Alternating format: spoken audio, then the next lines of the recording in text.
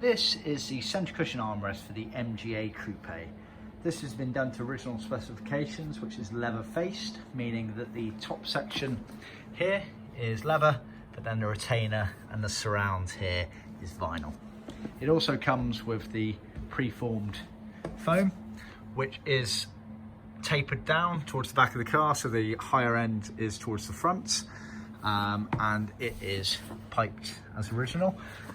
This has been done in parchment using grained leather. We can also offer smooth for a lot of colours, so see our website for details and prices. It's piped in Leathercloth, which is the original material.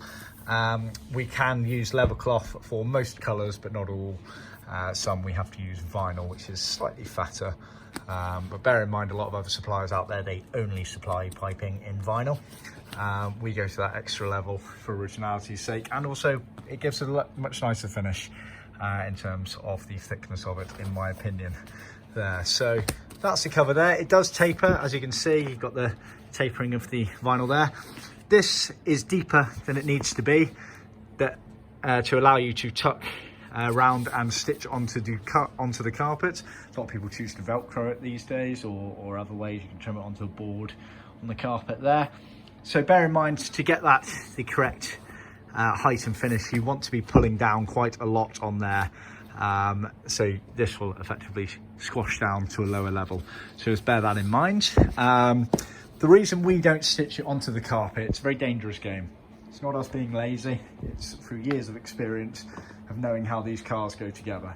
Essentially, the carpets, when they're fitted, may end up, that particular piece of carpet may end up slightly askew in the car to get the best fit between the pieces.